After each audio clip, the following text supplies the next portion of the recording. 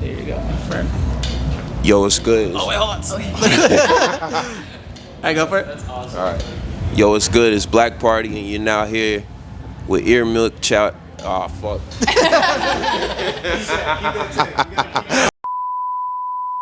But you won't break my heart if you decline, it's cool. But I still wanna end my night with you. Hey, hey. Yo, what's poppin'? It's bLAck pARty, and you're now here with EARMILK Chats. And we're out here, Wonderfront Fest. It's lit. We're in San Diego having a great time, vibing. Where's the burritos and tacos, San Diego? Let me know. I need to know. All right, we out. Hey, EARMILK, how's it going? This is Alan Baez, and I'm joined with the one and the only bLAck pARty. bLAck pARty. We're here in beautiful San Diego. You can't see it, but we're here for Wonderfront Fest. Now, my friend, how are you enjoying San Diego so far?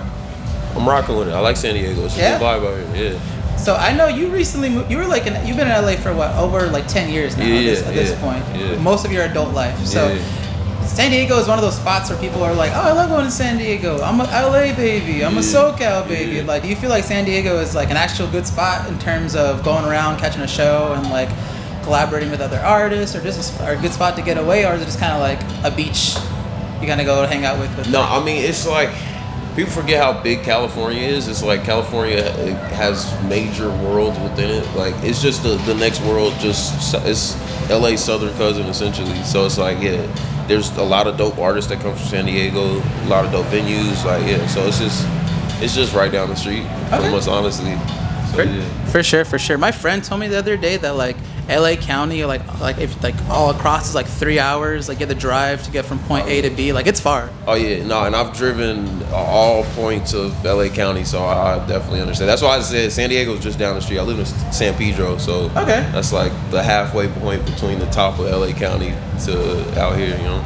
For sure. Now, on that note of California, you are on your second stop of this brand new tour. Yeah. This Wonderfront's the second stop. I think you had LA last night. Yeah. And then later on this year, you have a few other stops, but then you're coming back to Santa Barbara, and then you're ending it over there in San Francisco for Outside Lands. Yeah. Is it safe to say that California is your favorite spot to perform? Yeah. Yeah, I mean, yeah, definitely. I mean, it's just what I'm most comfortable with, and also I make music that feels like California. So it's like, sure, man. It's only right, you know. For sure, love it. Now, on the note of the music, I want to talk about Distant Lover. Okay, yeah. First official track of the year. First kind of song that's teasing this upcoming project you may have. If you don't have, we don't know too much about it. I want to know more about how that song came into fruition, and also the part 2 that you recently just dropped that features Buddha. Yeah. How did you get Buddha on the track, and why did you treat it as a part 2 versus calling it like a remix? I called it a part 2 because I feel like with a remix, it's like I'm a 90s baby, so I grew up when like the remix sounded completely different than the original. So it's like, instead of that, I kind of reverted to like when people just extend the song and add more vibes to it. So yeah, it's more like a part 2. And like, honestly, like, yeah, I just wanted to connect with artists from other worlds, and that was like in a long form idea, trying to kind of use music to connect with the whole world. So it's like connecting with the artist like Buddha, who's like makes really dope music, is from Brazil. I think it was like a cool moment to like kind of bridge the two worlds, like a crossover episode in a way. Yeah. You know? Yeah, and that's really the thing. Distant Lover record that came about working with 2 incredible producers, Mac and Tom, out of Sweden. We just connected and made this super dope vibey record that kind of felt like a lot of the music I've made before, but like very like on the nose R&B. So like that's it. Yeah. No, for sure. Now, what else can you tell me about any upcoming music you may have? I know Distant Lover is the first track we've got that peeks into this new era you got going on. So what can fans expect to come out of this moving forward? They can expect more upbeat records, just better records, more interesting music. Like, yeah, like I feel like every project I try to get better and better. So I feel like they should expect the unexpected always, but expect good stuff. There's gonna be a record for everybody essentially. Okay. Yeah. Now, what I really like about your music is that you take a few years in between. Like, you really take your time between projects. I think Hummingbird was, 2022?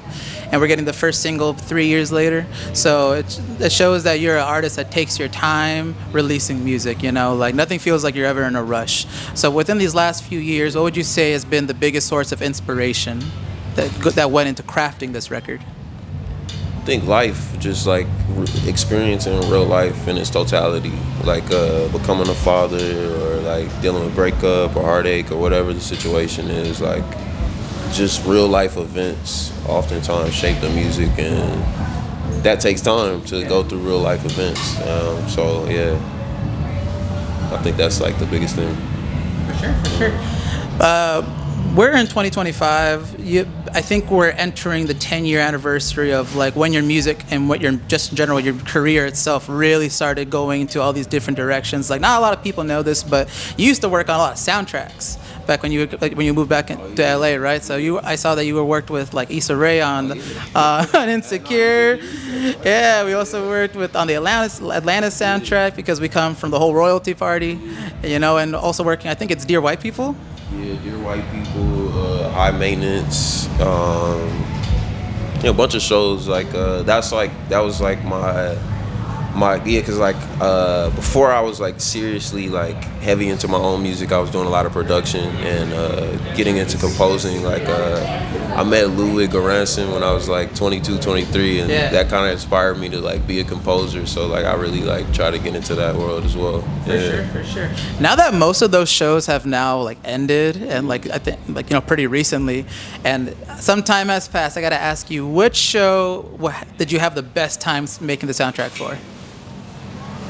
Probably Insecure, because it was like certain records, it was a lot of records that I did for that show. So it was like super fun process, and like especially like working with like the music supervisor or like Issa specifically requesting certain records. So it was like it was cool. Yeah. She's a music head. We respect her. Yeah, Huge music head. Now that all those shows are over, I gotta ask you, which show had the best soundtrack?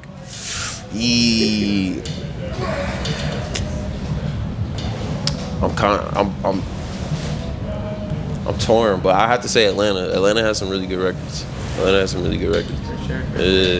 Man, you got me with Atlanta, man. I actually still have not finished Atlanta, so it's a good one. You should finish. But it's one of those shows where it's like you can watch any season in any order. I'm on season 3 right now. I was keeping up like constantly, and then that whole little break happened, and then he was like, oh, and then all of a sudden like the last season was coming out, and I was like, I'll save it for later. And I'm on my way. It's like, but it's funny because it's like with that show, it's like certain jokes hit harder like the longer you wait to watch it. So it's like, it's just like I think it was a really solid show. So it's like, whenever you get a chance, just for sure, you got a down moment, get some popcorn, watch the last season. For sure. Now, my final question for you, my friend. Now, coming from your origins of being a part of Donald Glover's camp with royalty, and knowing that we are years past that, we're just a year past the 10-year anniversary of your debut mixtape, Prototype. Oh, yeah. Right. Yeah, that's deep cut information. Yeah. So I wanted to ask you, a little over 10 years later, what's the biggest change that you've noticed since dropping that mixtape, and what's the biggest lesson that you took away from that? More singing, less rapping. I think the balance of the two, and also getting better at singing. So shout out to my vocal coach, Rachel Riggs, taking a lot of vocal lessons and really treating my voice like an instrument. That's really, I feel like that's the biggest change. Yeah, just getting better as a producer, meeting more artists and producers and songwriters, and collaborating with more people. Yeah. So yeah. Cool, for sure. Well, thank you for the art, my friend. Thank you for everything. It was good talking to you. Was there anything else you want to plug for the people at home?